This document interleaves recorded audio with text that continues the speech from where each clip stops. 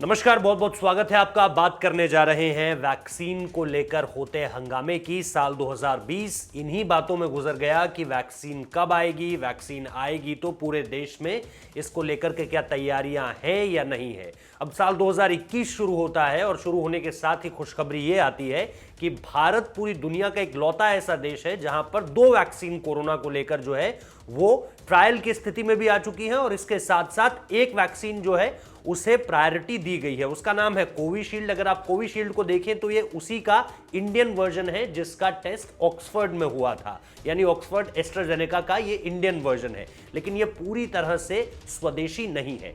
दूसरी तरफ कोवैक्सीन है जो कि भारत बायोटेक की तरफ से बनाई गई है और ये पूरी तरह से स्वदेशी है, लेकिन इसको लेकर के अभी जो थर्ड फेज का ट्रायल है वो देश के अलग अलग हिस्सों में जारी है और इसको लेकर अभी यह कहा गया है कि अगर कोविशील्ड के ऑल्टरनेट को देखा जाए तो वो कोवैक्सीन हो सकती है। सबसे पहले पूरे देश के लोगों को जो वैक्सीन लगेगी उसका नाम कोविशील्ड ही है, जो कि बाजार में पहले 2 चरणों के लिहाज से सरकार उसे मुफ्त में देगी, जिनके नाम 2 लिस्ट में होंगे। इसके बाद जिन लोगों को खुद लगानी होगी उनको इसके लिए बाकायदा 1000 रुपए खर्च करने पड़ेंगे।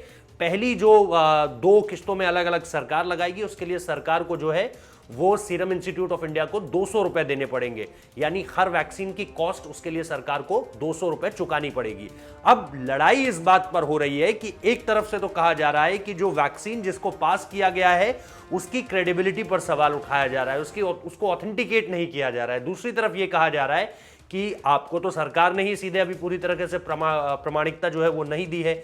तो इन सारी बातों को लेकर इस वक्त पर पूरे देश में ये कह सकते हैं कि माहौल खराब करने की कोशिश की जा रही है। पहले हमारी देश की जो सियासत थी उसने माहौल खराब किया, किसी ने कुछ कहा, अखिलेश यादव से लेकर लगातार बयान सामने निकल कर आते रहे। कांग्रेस के भी अलग अलग नेता, शशि थरूर ने इस पर सवाल उठाए।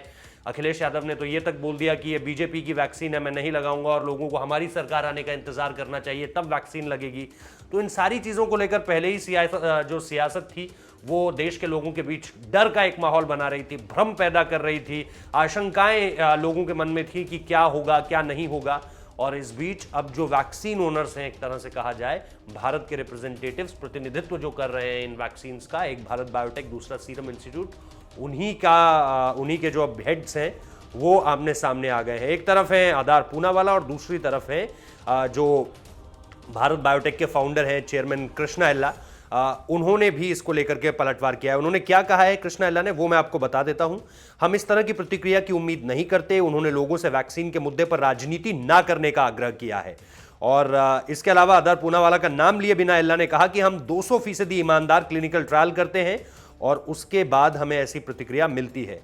अब हम तो यही कहना चाहते हैं कि सरकार ने अगर कोविशील्ड को हर तरह से जांच परख के जो है वो आगे बढ़ा दिया है तो इस पर इस तरह की राजनीति न तो भारत बायोटेक को करनी चाहिए और ना ही सीरम इंस्टीट्यूट ऑफ इंडिया को। बहुत बहुत शुक्रिया इस वीडियो को देखने के लिए।